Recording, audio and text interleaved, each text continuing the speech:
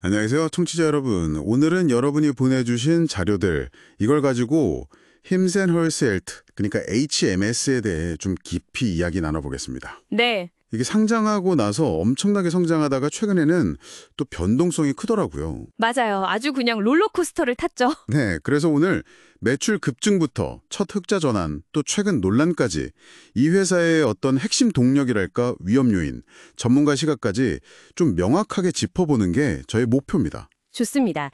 힘센 헐스의 재무 상태나 경쟁 구도, 또 앞으로 어떻게 성장할 건지, 거기에 따르는 위험은 뭔지, 그리고 월가에서는 어떻게 보는지 이런 것들을 좀 종합적으로 살펴봐서요.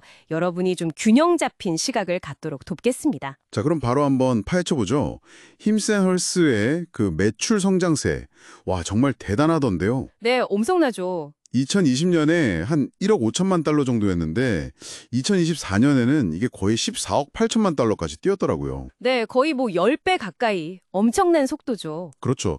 근데 초기에는 손실이 꽤 컸잖아요. 네, 맞아요. 처음에는 이제 적자를 면치 못했는데, 작년이죠. 2024년에 드디어 첫 연간 흑자를 기록했어요. 한 1억 2,600만 달러 정도. 아, 드디어 흑자 전환. 그리고 올해 1분기 순이익은 보니까 4,950만 달러. 더 가파르게 늘고 있고요. 네, 가속도가 붙고 있죠. 이런 극적인 변화, 이게 어떻게 가능했을까요? 뭐 비결이 있나요? 역시 핵심은 그 폭발적인 구독자 증가예요. 아까 말씀드린 것처럼. 아, 구독자. 네, 2021년 말에 한 50만 명 정도였는데 이게 올해 1분기에는 벌써 236만 명까지 늘었거든요. 와, 50만에서 236만. 거의 4배 이상이네요, 몇 년 사이에. 그렇죠. 이건 그냥 마케팅만 잘해서 된 게 아니고요. 기존 의료 시스템에서 좀 불편함을 느꼈던 소비자들 있잖아요. 네, 있죠. 그런 분들이 이제 편리함이나 익명성 같은 걸 제공하는 이 회사의 소비자 직접 판매, 그러니까 D2C 모델로 굉장히 빠르게 넘어왔다. 이렇게 볼 수 있는 거죠. 아, 그 D2C 모델의 힘이군요. 네. 그러면서 동시에 이제 규모의 경제를 통해서 비용 효율화도 같이 이룬 거고요. 효율화요. 아, 규모의 경제. 네. 매출 총이익률도 보면 계속 75%에서 한 83% 수준으로 꽤 높게 유지를 했어요.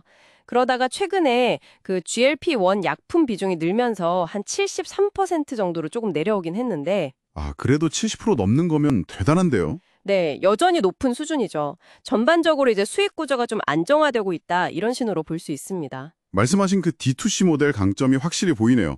근데 이렇게 막 빠르게 크다 보면 경쟁사들 견제도 만만치 않을 것 같은데요. 당연하죠. 비슷한 모델인 로맨이라고 하죠. 아니면 엄청 큰 원격 의료 기업인 텔라닥 같은 경쟁자들이 있잖아요. 힘센 헐스만의 좀 차별점, 강점이나 약점은 뭘까요? 맞아요. 힘센 헐스는 특히 그 젊은 층을 겨냥한 브랜딩, 이게 아주 강력하고요. 말씀하신 D2C 모델이 가장 큰 무기죠. 네. 로보다는 아무래도 규모나 자금력 면에서 좀 앞서 있고 또 텔라닥 같은 경우는 주로 보험사에 의존하는 모델이잖아요. 그렇죠. B2B 느낌이 좀 있죠. 네. 근데 힘센 홀스는 그게 아니다 보니까 훨씬 좀 민첩하게 움직일 수 있다는 장점이 있어요. 다만 그 민첩성이 반대로 보면 가격 경쟁에는 좀 취약하게 만들 수 있고 아, 보험 적용이 안 되니까. 네, 보험 적용이 안 되니까 접근성이 좀 제한될 수 있다는 약점도 분명히 있죠. 그래서 최근에 보면 CVS나 월마트 같은 소매 채널로 막 확장하고 있잖아요. 네, 봤어요. 그게 이런 약점을 좀 보완하려는 움직임으로 해석할 수 있습니다. 그 민첩성이 이번 GLP-1 논란 대응에서도 좀 엿보이는 것 같기도 하고요. 그럼 앞으로 성장 동력은 어디서 찾으려고 하나요? 특히 그 체중 관리, 다이어트 분야에 거는 기대가 상당히 커 보이던데요? 네, 맞습니다. 회사가 앞으로는 개인 맞춤화 그리고 플랫폼화 이 두 가지를 핵심 전략으로 내세우고 있어요. 개인 맞춤화와 플랫폼화. 네, 특히 그 체중 관리 분야는 GLP-1 계열 약물 이게 요즘 비만 치료제로 엄청 핫하잖아요. 그렇죠. 위고비, 오젬픽 이런 거. 네, 바로 그거죠.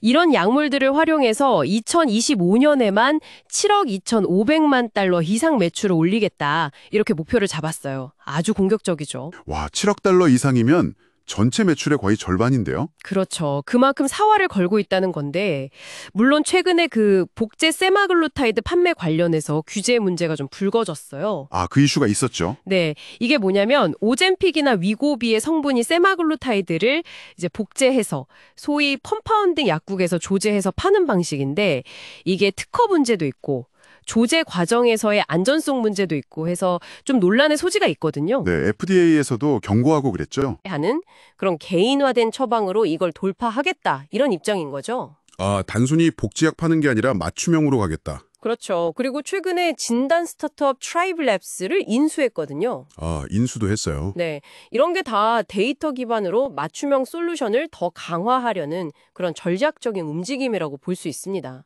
장기적으로는 해외 시장 진출이나 다른 제약사와의 파트너십 확대도 계획하고 있고요. 듣고 보니 정말 공격적인 확장이네요. 그런데 이런 고성장에는 당연히 위험도 따르겠죠. 그럼요. 리스크가 없을 순 없죠. 특히 아까 말씀하신 그 GLP-1 관련 규제 이슈나 또 노보노디스크와의 파트너십 중요 소식 때문에 주가가 엄청 출렁였잖아요. 정확합니다. 그 규제 변화가 사실 가장 큰 리스크예요. 특히 원격으로 처방하고 약을 조제하는 부분에 대한 규제가 앞으로 어떻게 바뀔지 이게 예측하기가 참 어렵거든요. 그렇죠. 주마다 다를 수도 있고. 네, 그리고 제품 자체의 안전성 문제나 마케팅 관련해서 윤리적인 논란 같은 것도 무시할 수 없고요. 예를 들어서 2025년 슈퍼볼 광고 때 안전성 고지를 제대로 안 했다는 비판을 받기도 했거든요. 아, 그런 일이 있었군요. 네, 이런 것들이 쌓이면 브랜드 신뢰도에 타격을 줄 수 있죠. 또 경쟁은 점점 심해질 거고 그러면 비용은 더 늘어날 거고요. 비용 압박. 네, 그리고 체중 관리 같은 특정 사업에 대한 의존도가 너무 높아지는 것도 위험할 수 있고 마지막으로 주가 변동성. 이건 정말 엄청나죠. 네, 정말 심하더라고요. 2025년 초 고점 대비해서 반토막 이상 훅 떨어졌다가 최근에 좀 회복하긴 했는데 여전히 변동성이 아주 큽니다. 이건 투자할 때 반드시 고려해야 할 중요한 위험 요소예요. 아, 그 변동성 때문에 투자자들은 정말 마음 졸였겠네요. 그럼 월가 전문가들은 이런 힘센 헐스를 지금 어떻게 보고 있나요? 평가는 어떤가요? 대체로 좀 신중한 편이에요. 보유, 홀드, 그러니까 중립 의견이 다수입니다. 2025년 6월 기준으로 보면 분석가 13명 중에 8명이 중립 의견을 냈어요. 아, 절반 이상이 중립이네요. 네. 성장 잠재력은 다들 인정해요. 그런데 앞서 말한 그 규제 불확실성이라든지 현재 주가 수준, 그러니까 밸류에이션이 좀 부담스럽다. 이런 시각이 많은 거죠. 너무 비싸다. 그렇죠. 평균 목표 주가도 보면 한 38달러 정도거든요. 이게 최근 주가랑 비슷하거나 오히려 약간 낮은 수준이에요. 그렇군요. 네. 그리고 노보노디스크 이슈 터지고 나서 투자 의견을 하향 조정한 증권사들도 있고요.